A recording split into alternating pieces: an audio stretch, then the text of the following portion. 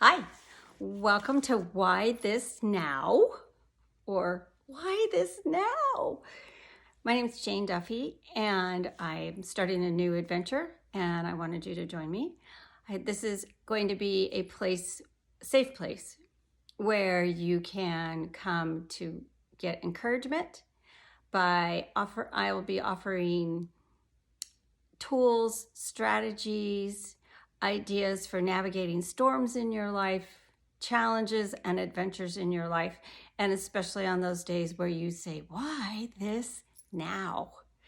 So my story about why I'm doing this started about 6-7 months ago. And just a little backstory on me. I was a teacher for 26 years. I had a lot of other activities I was involved with besides teaching, but teaching was my profession, a Montessori teacher specifically of elementary students.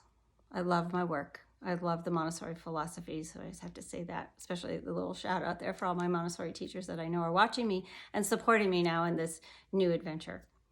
So my whole life, I've always been or tried to be a very positive person. My dad used to call me a Pollyanna. And if you don't know what that is, just look it up. But basically, I tried to face every day with enthusiasm and excitement. But one of the tools that was my best tool, and I wouldn't say my best friend, but it was my best strategy, was I always made lists. It was kind of a joke in our family. If we needed to write something down, Jay would write it down and keep track of it because it would go on my list of things to do. There's great satisfaction in making a list and crossing things off. If you haven't tried it, do it. Probably will be something that you'll continue to do.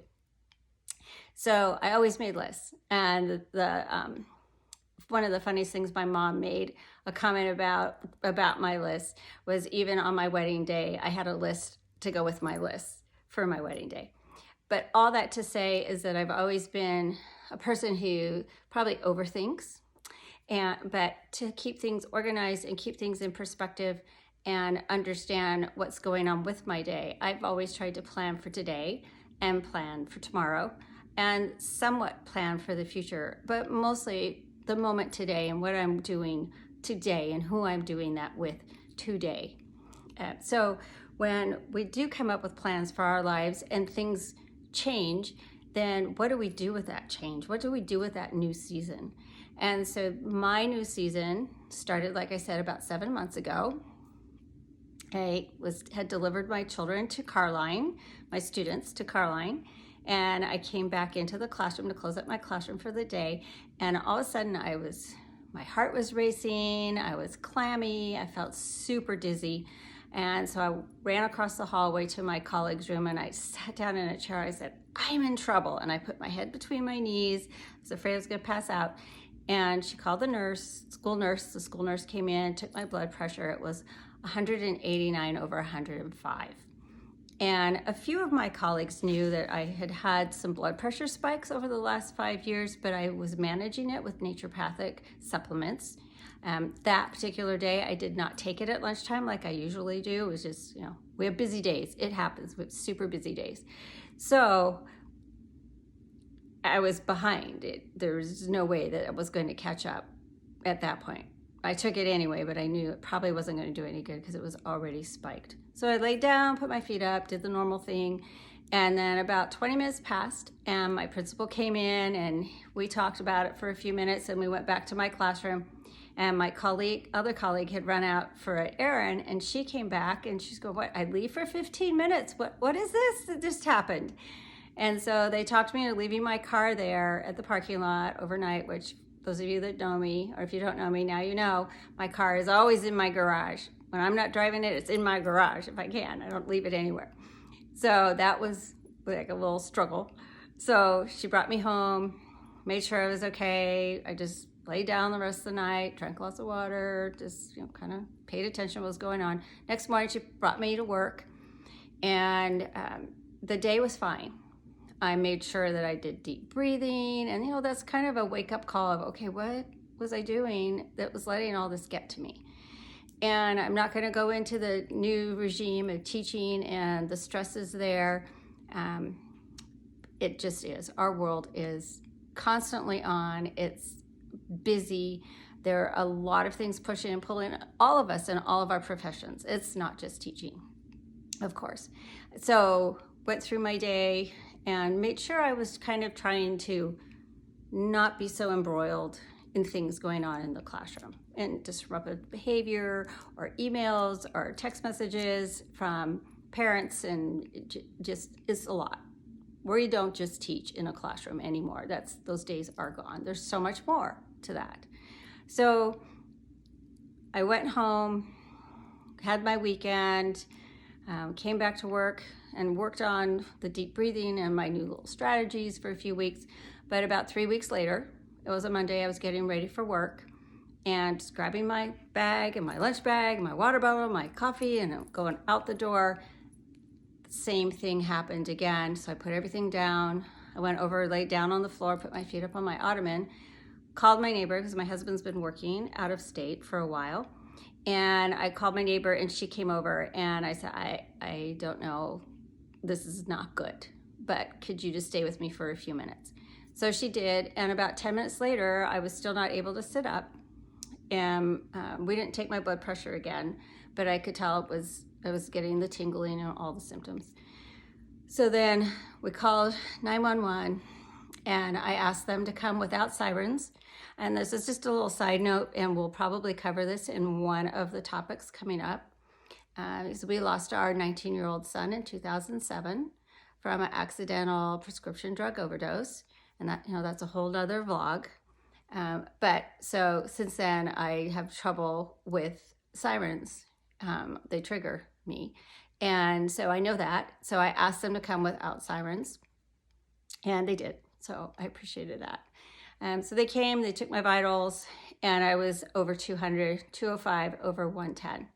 And they said, well, we need to take you in and we need to get some tests done. And they asked me, do you have any pressure in your chest? Are you having trouble breathing? I say, no, I'm just very dizzy, and just had that kind of clamminess and it was probably partly adrenaline too. But so they took me in, and they do the blood work and the EKG, and everything came back normal. I was there about 7 hours. My blood pressure came back down, and they asked, if something traumatic had happened to me that morning or the night before. And I said, no, I'm just a school teacher, and I was just getting ready to go to work.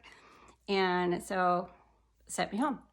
But they said, get a cardiologist. We're going to refer you to one and do some follow-up. So I did. So 2 days I was home, went in to see the cardiologist. They put me on a low dose of blood pressure medicine and scheduled for a bunch of tests for me to do a complete cardiac workup. So I went back to work 3 days later and was fine. That was the end of January.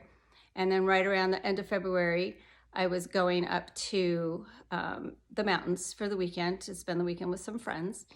And I got up there, my blood pressure was elevated, and I thought, oh, it's probably just the altitude, and I'll make sure I drink lots of water tonight. And then the next morning I got up and she had a blood pressure cuff and I had one too. And so we were sitting there taking our blood pressure, and mine was a little elevated. And I thought, okay, well, we're just relaxing today. We're not doing anything big. But by 1 o'clock, it was still climbing. And so I decided I better come home, get down off that mountain, and maybe it was the altitude. So I came back home and laid down for the rest of the day. By that evening, the blood pressure was back up to 189 over 105. And so I called my neighbor again, and she drove me to the hospital this time.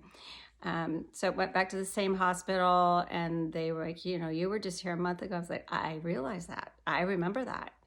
And so they did the tests again, and the tests came all back negative. There was nothing. There was no heart attack enzymes in my blood, the usual.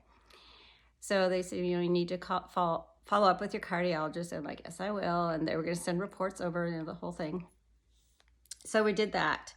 And then I met with the cardiologist again, and he said, okay, well, I'm going to double your medicine, and we need to move the dates on these tests. We're going to move them sooner. He said he didn't really see anything overly concerned about, but that this was happening a month apart again, and the meds weren't working the way he wanted them to. So we moved forward with the test.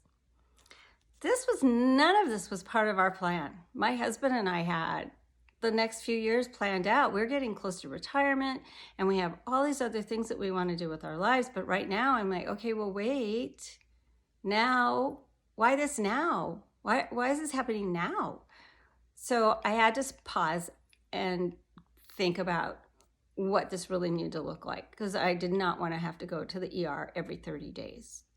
This was ridiculous. Besides, the money factor is not fun. And so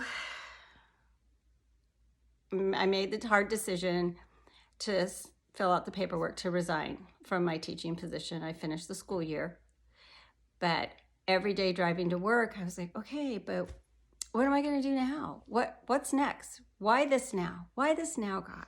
Why? And the answer, I didn't audibly hear an answer, but it was this impression that I got of, yeah, why this now? I'm like, no, you can't answer my question with the question without a question mark. So, but that's what kept coming back to me. Why this now? Why this now? And so I've talked to a couple of friends and family members, and I said, this is where I am right now, and I have to figure out how to navigate this. And the frustration that I have about changing this new season is not what we wanted. It's certainly not something that anybody wants to have to make a decision based on their health. But if you need to make it, then you make it, and I did. So now, this new season in my life, I want to have it be where I can share how I've walked through this and have the points of how we work through persevering, how we work through challenging times, how we work through changing habits. And a lot of people that I've talked to have really encouraged me to have this YouTube channel and share some of these tools and tips of how I'm navigating this, and that hopefully this will encourage you. I want Why This Now to be a place where you can come and get encouragement so that you can use these tools as a takeaway to take it back into your life and to find joy and peace and hope. There is hope always for what's next and what's coming, but there's the joy for today that will carry to tomorrow, the peaceful spirit that we all want to have in our lives, and not have this frantic, crazy running from place to place. And I want to be able to offer this in a way that is inspiring. It's going to have humor because life is funny. There is a lot of humor in it. And that we just have to realize that our plans are not always the plans that we should have. They might not be the best plan for what we think it should be. So I would love to invite you back to Why This Now. I'm going to be posting our different topics, and as we work through them, please hit like, comment, please, share, and subscribe. And then if you have some topics you want to talk about, please throw them in the comment area. I am going to have a whythisnow@gmail.com if you want to open up conversations. I would ask you for constructive criticism. You may not like my hair, my makeup, or the decorations, or I don't need to hear about that. No, thank you. But I would like to hear about how I can encourage you, and if you have comments that you want to share that would encourage others. This is a safe space for that, and we want to have joy, peace, and hope.